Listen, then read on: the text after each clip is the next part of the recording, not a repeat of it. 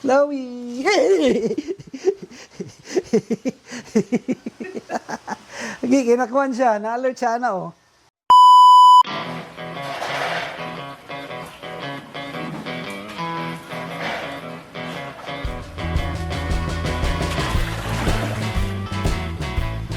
Pwede yung mata ko? Ha? Ano yung mata? Bulog mo siya? Kumain siya.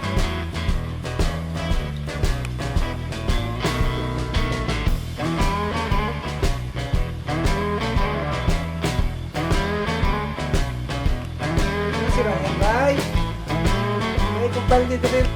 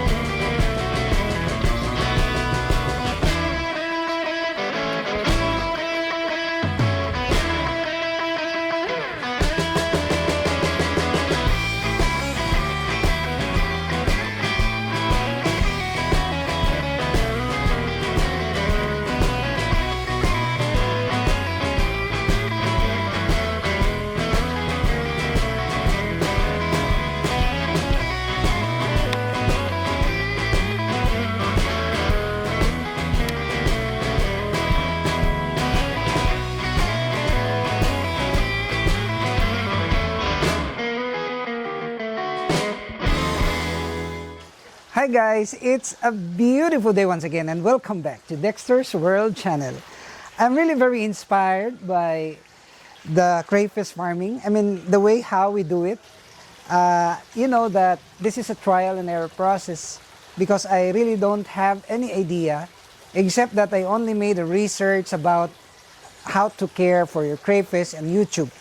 But now I have my own conclusion about how to deal with a crayfish. The first thing that I have observed is that in crayfish farming, we should run the water. I mean, we have to provide them with submersible pump. It's not enough to put air pump or oxygenate because this will not purify the water. So you will see that we have here in the middle this box that's filled with plants and filled with stones and nets. So the filtration is actually very needed as well. It just is comparable to raising Japanese koi and raising other fish. So see here that we're about now to clean the tank because this is located or situated under the Indian almond tree and the leaves are falling. Actually, the bats are here coming and I can even see one bat over there. But the leaves are falling and even the fruits of this Indian almond tree. And this is what we're going to do today. By the way, after this video or after this topic, we will also get inside the cage of our finches because I can hear chirpings of babies, the birdlings. So in our community or in locality here, we can still hear sounds of birds, just like what you hear. I hope so. If you hear that, that's the hummingbird that's very endemic here, plenty of them. are here. So we will now do the cleaning.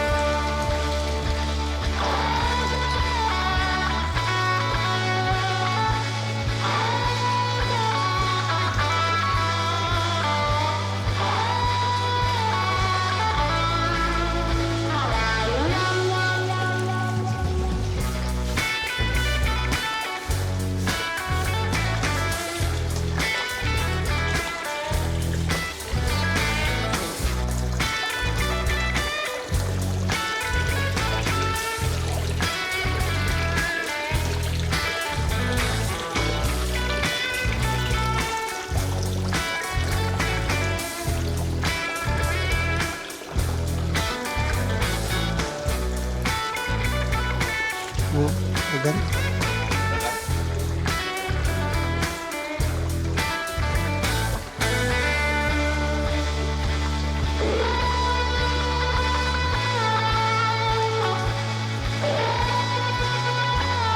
Again, sarap.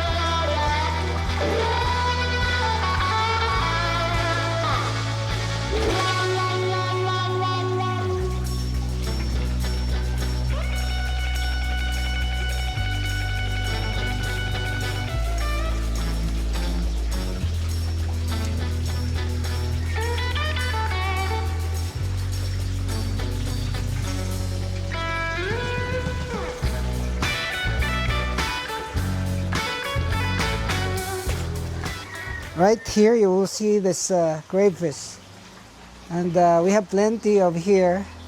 We have plenty of this size right here inside, and they are staying at the bottom of the aerator. So it's an easy farming actually, because you don't have to effort to breed them. Just provide them with the facility, and then you feed them, and that's it. So you will see over there that there are plenty of them. Right there, there are plenty of them. And I believe that the second batch are even plentier compared to the first batch. So guys, you will see that we have this average size of 2 inches. And then the third batch are tiny, very tiny. I just saw it. And you know, crayfish farming is just an easy farming, I should say, compared to farming catfish, you know, Japanese koi, this goldfish, because it really needs human intervention. So you will see here that we're trying our best to improve and even expand our facility. Right there, we also have utilized, you know, some fingerlings. We have transferred some. So all in all, we can safely assume that the crayfish farming is an easy endeavor. So now we will talk about the finches. The finches are showing good signs of production, because I can see here that there are many eggs and many babies. Actually, we can see 6 babies and 6 eggs. 2 babies are in the other side, and we have 2 babies on the other nest box. So the conclusion here is that the clay pots are the best for the finches. The clay pots are the best nest box. Yes, I can see some, you know, good benefits of this bamboo, but it's not comparable with the clay pots, because the clay pots can offer us at least 90% hatchability of their eggs. So the first batch are already making their nest, and I can see right here that they are already carrying some strands of this hay, and we're providing them with this because this is very needed also in the nest boxes. So it will entice them to breed and breed if they have this material for nesting materials. And aside from this, I am quite excited to open the farm, I mean the mini zoo, because on October 10, we will be receiving 3 ostriches, 4 peacocks, 4 pheasants, and I think there's doves. So this will be continuous already to complete the mini zoo that we're desiring. You know, we are trying our best to make more and more cages for the farm. In fact, just today, our staff is busy about constructing, filling material, you know, constructing cages and filling in some soil in order to expand so that we will complete all the animals. I'm dreaming about lions, I'm dreaming about the tigers, but I don't know if I have the funds to buy this, but of course, with your help, I can do that maybe in the next couple of years. So far so good. The finches are producing well, our African lovebirds are well, our cockatiels are well, and Chloe have adjusted the new environment. I'm really very eager to put all this fish inside the aquarium to complete the we're thinking about putting in some fish in the farm, and one of those fish that I really wanted to put in is the goldfish. And this is also our way of monitoring our breeders, because it's easy to monitor them and they're in the aquarium, and then you just bring it here for breeding, and you will see that our goldfish are already growing, and they're growing big, and we are looking forward to having more babies. Actually, I did not breed them yet because it lacks proper conditioning. That's why I am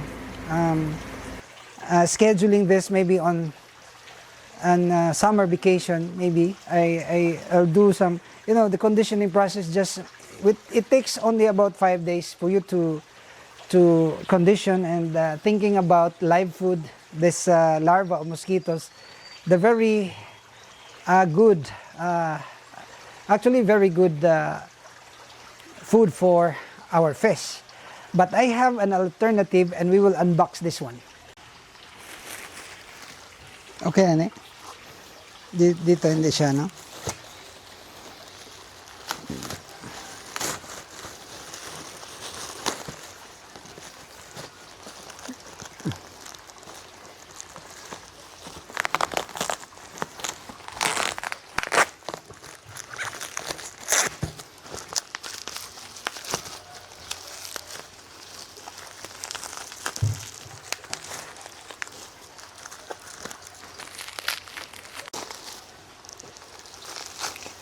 So guys, you will see that we are already very ready to breed our goldfish using the brine streams that no hatching is required. And shout out to Miss Reynard Uy, the owner of the Deep Blue, for giving us this for free. Actually, this is the best food for our flower horns, baby goldfish, baby guppies, and name all the fish. It can be fed with this.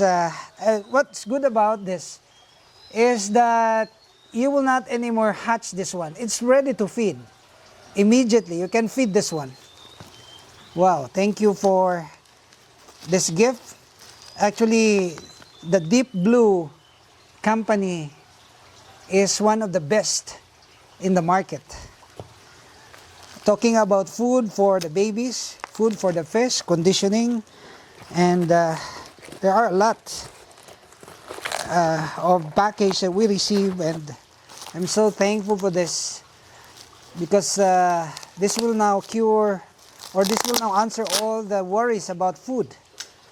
We're always thinking about the dapnia, but there are alternatives that can be remedied. I mean, these alternatives are really very appropriate and very effective. You know, you can commit mistakes when you get all your food from the canals because there are bacteria. But instead of getting food direct from the swampy area, you can just directly buy their products from this prestigious company. And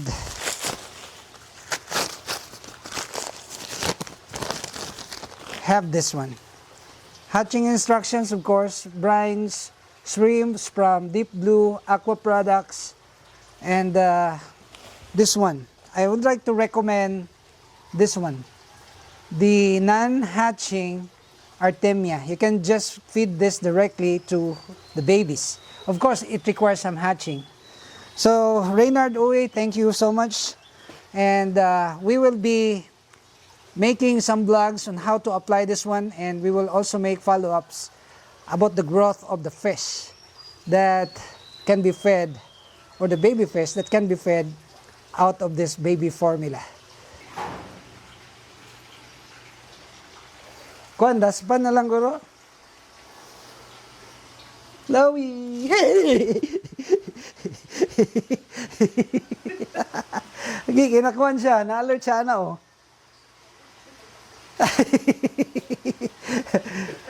Na-alert siya sa dab. Sakto kita yung gingon, hindi ka mamaak. Nakay amin nga na, kundi man din siya makakita. Alert siya, ay lagdula rin kaya. Kanang yung iko ginana, oh. Nagkaon siya, kinaamang ko isang live. Nga gamove. Subot pa sabot, amin niya, pagkaon, yun.